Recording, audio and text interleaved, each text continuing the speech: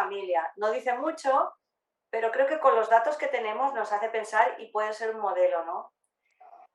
Podríamos decir que Job tuvo dos vidas, ¿verdad? Como vivió 100 larguísimos años, la primera parte es esta época que era muy feliz, muy próspero, y luego le vino la tribulación. Pero después el Señor lo restaura y vivió muchos años más y vio hasta los bisnietos y tataranietos. O sea que es como si tuviera dos vidas. Vamos a ver la primera vida, que es la historia de una bendición truncada.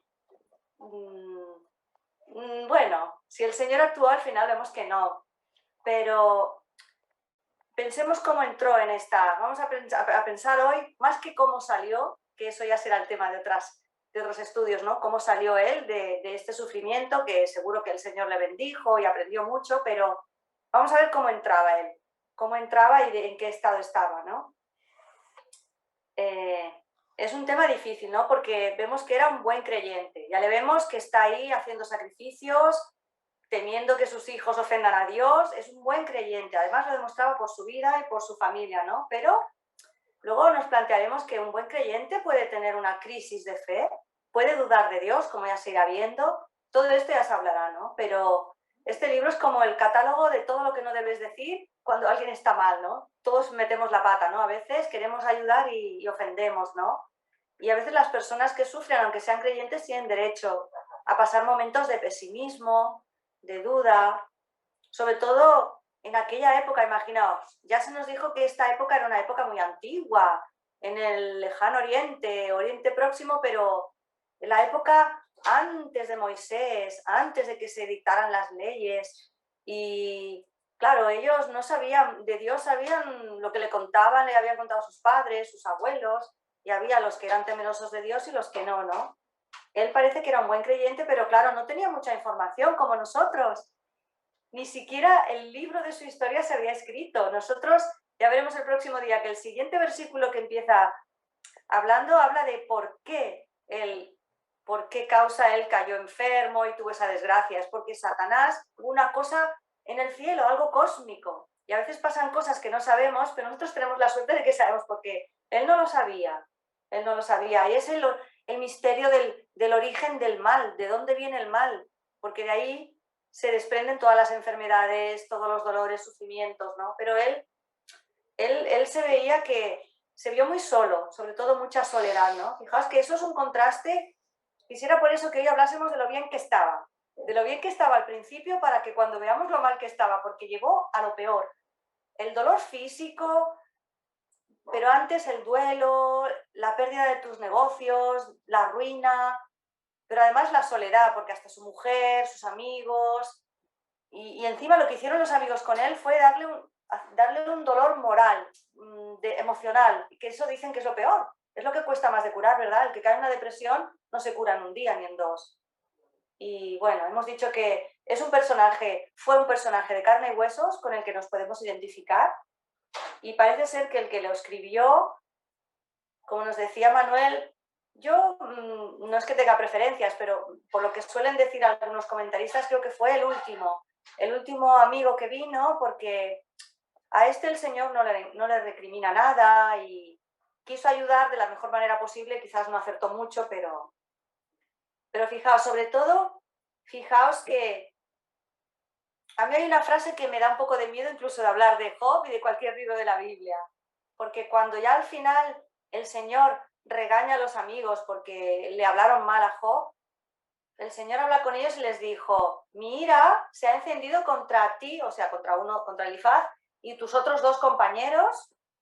Fijaos lo que decía Dios: porque no habéis hablado de mí como hay que hablar, al contrario de como lo ha hecho mi siervo Job. Fijaos que Job dudaba de Dios, hasta a veces le acusaba de injusto, pero el Señor no se lo tuvo en cuenta. En cambio, que el Señor no nos tenga que decir a nosotros que no hemos hablado bien de Él, ¿no? Ojalá yo, a ver, en mi humilde exposición, quisiera acercarme con las 4 cosas que hay aquí, ¿no? Y bueno, vamos para allá, vamos a ver. Fijaos que ya hemos hablado un poquito, ya el próximo día ya se dirá más, ¿no? Pero yo quería insistir en el tema de lo que dicen de él también, ¿no? De lo que decía Dios de él, incluso Satanás, ¿no? Porque Satanás se levantó y provocó todo este mal con una idea muy mala, destructiva y ofender a Dios, y al final le salió el tiro por la culata, pero qué malo, ¿no? Satanás. Pero Satanás es que ya sale, si os fijáis, sale en el Génesis. ¿Os acordáis que el mal viene de ahí, ¿no? Y acaba la Biblia y acaba también hablando de Satanás, ¿no? Satanás está ahí presente, ¿no? Y es real, ¿no? Y el mal que hay en el mundo, pues es debido a él, ¿no? En Santiago, en el libro de Santiago, que es otro libro que hace referencia a Job, habla de la perseverancia, que lo tenemos fresquito, ¿verdad? Que estábamos estudiando Santiago semanas atrás, y habla de la paciencia, más que paciencia, la perseverancia que tuvo Job de seguir creyendo en el Señor a pesar de las dificultades. Y él al final se tuvo que estar quieto y callado, y como decía aquel salmo, ¿no? Estad quietos y conoced que yo soy Dios. Y él acabó conociendo al Señor más de cerca. Se pensaba que lo conocía, pero no. Vamos a ver entonces el retrato que hay. Lo que dice de él el autor. Hemos leído que era un hombre, y lo repite varias veces, ¿no? Dice, era un hombre perfecto, recto, temeroso de Dios y apartado del mal. Esto nos suena, del libro que hemos estudiado atrás, de Santiago. ¿Os acordáis cuando decía, cuál es la verdadera religión? Pues a ayudar a los huérfanos, a las viudas, y apartarse del mundo, del mal, ¿no? O sea que ya Job, con la poca información que tenía de Dios, era un hombre religioso sincero, ¿no? Apartado del mal. Odiaba el mal, porque en los discursos que iremos viendo en la semana que viene, o si vais leyendo el libro, veréis que él, cuando cuenta su vida, él odiaba a la gente mala en el sentido de que los juzgaba y no les deseaba el mal, porque él mismo dice que a sus enemigos no les deseaba el mal, pero que odiaba la maldad, ¿no? Era una persona que participaba en juicios, era un justo juez, ¿no? Una persona recta también, que es la segunda característica. Una persona recta es una persona que por lo menos visiblemente no tenía fallos, ¿no? Todo el mundo lo veía, era una persona pública, reconocida en su familia, con tanto trabajo, tantas propiedades, necesitaba muchos trabajadores, siervos, todos le estaban viendo cada día. Y sus hijos también les veía a menudo porque vivían cerca, sus hijas vivían con él, sus hijos banqueteaban, pero es una persona que delante de todos no tenía una tacha, ¿no? Él mismo no se considera intachable, porque a lo largo de los discursos también en 3 o 4 ocasiones dice que no hay ningún hombre que sea justo, incluso él se arrepintió al final también. O sea que tampoco era un engreído. Yo no creo que fuese un engreído de que justo soy, ¿no? Porque si no ya dejaría de ser justo, ¿no? Temeroso de Dios. Temeroso de Dios, es necesario que uno tenga temor de Dios, de que Dios te mira y te puede castigar si haces mal y tal. Pero la religión no puede ser solo tener miedo de Dios. Antiguamente, en la Edad Media, la gente solo temía a Dios por ver imágenes de las catedrales del infierno y tal. El Señor nunca ha querido eso, ha querido que le sirvamos con amor. Y él de verdad que amaba a Dios, era sincero, pero también tenía temor del castigo de Dios, ¿no? Y lo más bonito de esta estampa es la familia que tiene, ¿no? Vemos que era una familia ideal en el pleno sentido hebreo y poético, ¿no? Porque es lo primero que dice, antes de los bienes materiales, la mayor riqueza es tu familia, ¿no? En este caso eran 10 hijos, el 10 es un número como de muchos, ¿no? Y de esos 10, 7, el número perfecto, 7 eran los varones antiguamente eran como que tienes lo mejor, ¿no? Y luego tenía 3 hijas, que las menciona, porque en algunas partes de la genealogía ni las hijas se mencionan. Aquí se mencionan sus 3 hijas, y el 3 también es un símbolo como de plenitud. O sea que él tenía la familia perfecta, ¿no? La que hubiésemos deseado todos, que, bueno, yo puedo dar gracias, ¿no? De la mía. Pero vemos que era un padre generoso, porque no era un aguafiestas. Sus hijos eran alegres, lo tenían todo, estaban felices, tenían un buen padre y una buena madre, que se le menciona, y hacían sus fiestas, sus cumpleaños, lo que fuera, ¿no? Y qué bonito, ¿no? Que vivían cerca, invitaban a las chicas, que a lo mejor eran más jóvenes, vivían con los padres, hacían fiestas. Su padre no les decía, oh, no, no, por si acaso pecáis, no hagáis las cosas. Ahí ya nos enseña un poquito, ¿no? A los padres que dónde ponemos los límites a nuestros hijos, ¿no? Que disfruten dentro de unos límites, pero que sí que disfruten, ¿no? Y en el entorno también saludable, ¿no?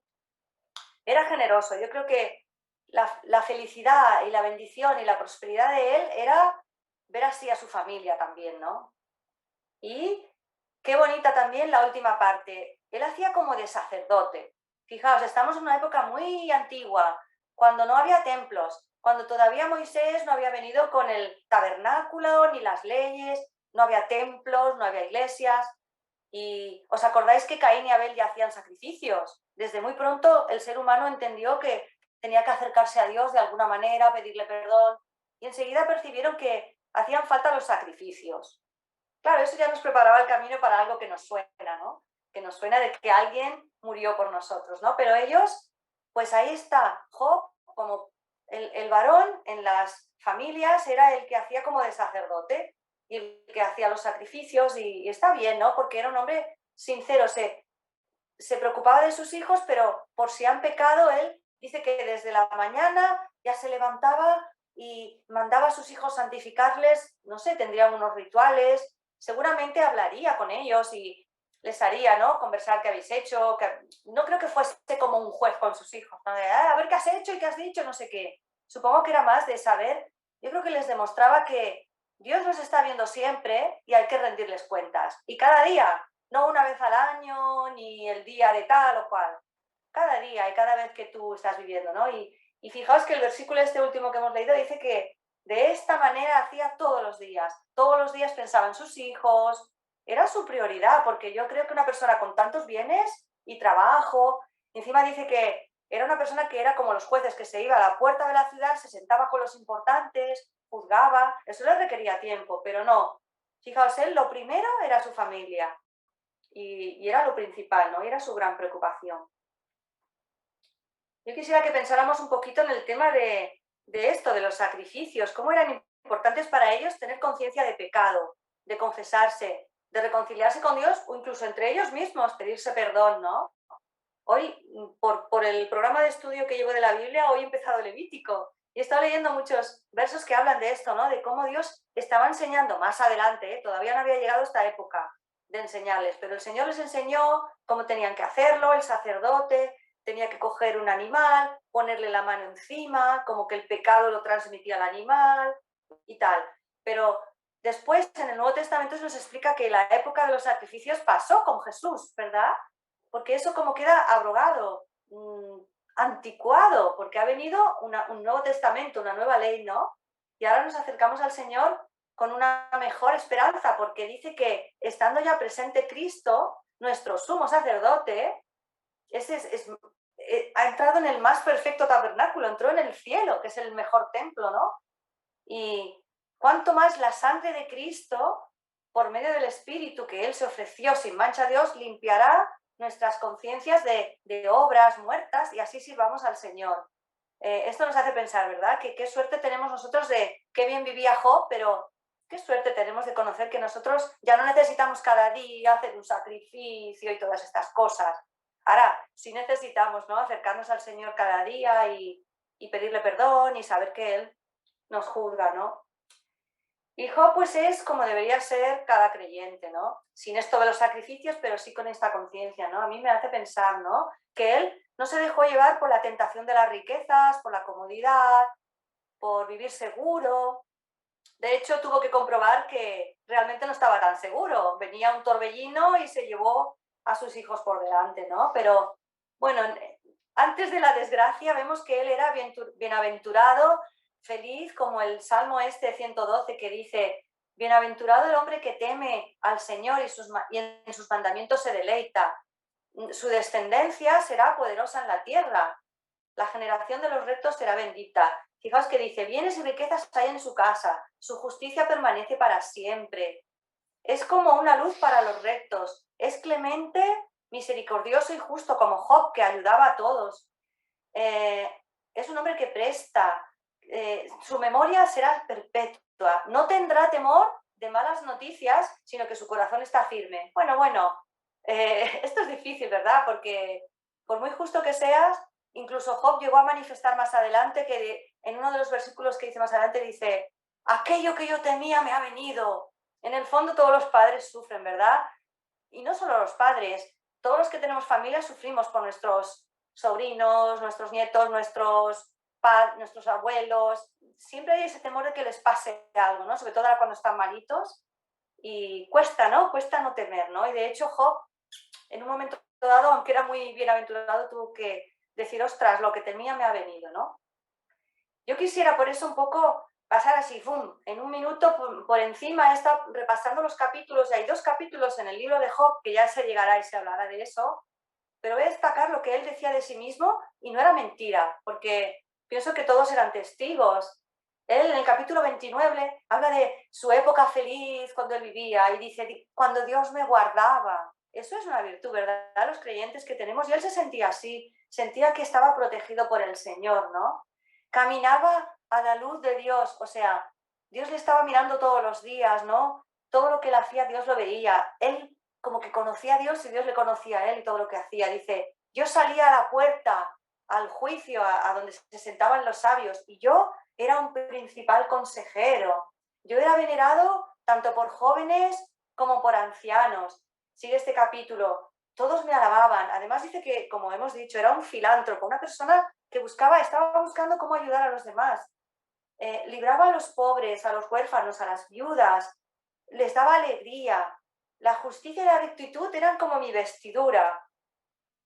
Era un juez equilibrado, que hemos dicho antes, ¿no? Cuando veía a alguien que se portaba mal, él no lo consentía, ¿no? Y el capítulo 31 también vuelve un poco a hablar de eso. Él vuelve a hacer memoria de todas las cosas, porque es que luego le vienen estos males y él no entiende por qué le vienen estos males si él se ha portado tan bien, ¿no? Otra cosa que quisiera destacar de su familia, que lo dice más adelante aquí en el capítulo, bueno, lo vemos, ¿no? Lo vemos cuando lleguemos a los siguientes versículos. ¿Os acordáis que cuando su mujer lo vio tan mal, ¿no os ha pasado alguna vez? A mí me ha pasado. Yo he tenido un familiar tan mal que al final le dices al Señor, Señor, llévatelo ya, porque está sufriendo mucho. Yo pienso que su mujer, cuando le dice, ¿todavía mantienes tu integridad? ¿Por qué no maldices a Dios y ya te mueres? Como diciendo, no por ofender a Dios, sino por decir, abre la puerta y ya te mueres y ya descansas. Y yo también descanso de ver que eres un cadáver, porque es que tenía que ser como un cadáver, porque dice que cuando vinieron sus amigos a verlo, de lejos, no lo reconocieron de lo mal que estaba, y al principio es que no se atrevieron ni a hablar, porque su dolor era tan grande. Entonces, yo pienso, fijaos, pero bueno, vamos a la mujer, que la mujer, aunque se equivocó, pienso que fue con buena.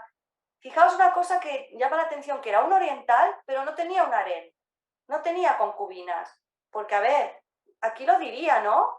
Y si no lo dice, no sé, no da a entender eso, porque de hecho Dios le conservó a la mujer, fijaos, se murieron los hijos, pero la mujer no. ¿Por qué? Porque el Señor tenía un propósito, luego le dio otra familia de esa misma mujer. O sea que él también se tuvo luego que reconciliar con su mujer. O sea que hasta en eso nos da ejemplos, ¿no? Un hombre que podía haber tenido un harén y no hubiese quedado mal en aquella época, pues no estaba tan mal visto. Al Señor eso no le agradaba, él él intuyó que mejor tener tu mujer, ¿no? Aunque a veces te falle, aunque a veces te diga, mira, mejor estarías muerto, que solo se sintió, ¿no? Pobrecito. Y él, como le respondió, el Señor le dijo, no le respondió mal, el Señor le respondió, él simplemente le podía haber dicho, eres tonta, cállate o déjame en paz. No, él le dijo, has hablado como una insensata. Pobrecito, ¿no? Como el hombre mantenía ahí su integridad.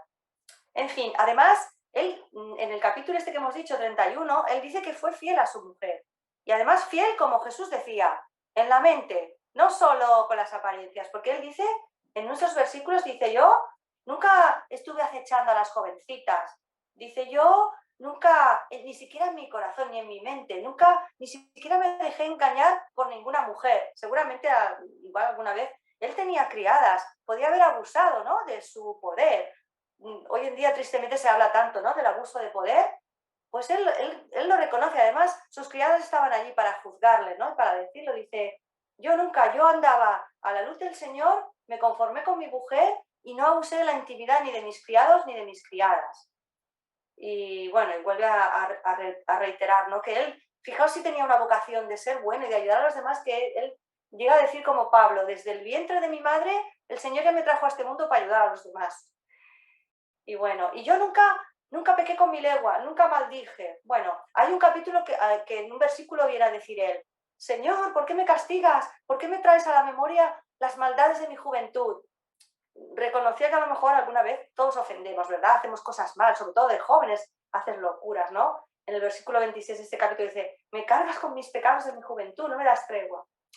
En fin, pero bueno, ¿cómo estaba Job antes de que le viniese esto? Pues así estaba él, era un hombre haciendo mucho bien, cuidando de su familia, de su mujer, para él era una prioridad. Y yo creo que esto a él le daba la sensación de que lo controlaba todo. Vamos pillando el hilo, ¿no? Fijaos que a lo mejor el Señor le quería un poco demostrar eso, de que no siempre podemos controlarlo todo, porque por muy bien y porque llevemos todos los cabos bien atados y tal, a veces pueden pasar cosas que hasta el Señor las permite con un propósito y no tienes que pensar que todo lo controlas, ¿no? Es el Señor, ¿no? Bueno, yo creo que el sentirse tan solo también nos habla un poquito esto de, nos conecta con Jesús, ¿no? Que Jesús también, siendo bueno, siendo la persona más buena del mundo, cómo se sintió también solo, hasta a veces dejado por su familia, por sus amigos, y cómo él, teniendo que llevar nuestro pecado a la cruz, él también sufrió y se vio solo, ¿no? Y en ese sentido él, por eso dice que él nos comprende y es un sumo sacerdote perfecto porque nos entiende perfectamente. Él entendió a Job, desde luego, lo entendió, ¿no? Pero ese sacrificio, estos sacrificios que el Señor hizo perfecto, lo que hacía Job no era perfecto, eran cosas que todavía no se acercaban de ninguna manera, ¿no? En fin, bueno, pensamos entonces luego en las preguntas que he puesto, como vamos de tiempo. Pienso que Job sí sabía que Dios le miraba, ¿no? Es como aquel salmo que dice, Señor, tú me has examinado y conocido, tú conoces cuando me levanto, cuando me siento, hasta mi pensamiento. Fijaos que el diablo, no sé, o es un poco tonto o le insultaba a Dios cuando le dijo, tú tienes ahí a Job tan fiel porque es un interesado, porque en realidad si le quitaras las cosas, su religión es de apariencias. Es un poco tonto Satanás, no sabe que el Señor lee los pensamientos, no sabe que el Señor sabe las intenciones, el Señor sí sabe quién es verdadero creyente, o sea que eso que le dijo a Dios, vaya, no sé, es una cosa que se me ocurre que es un poco tonta, porque hasta Job sabía que Dios le estaba mirando siempre y le estaba guiando, ¿no? Por eso, bueno, Job, por eso le choca a Job que le pasen esas cosas y que al principio no vea que Dios enseguida le saca del atolladero, ¿no?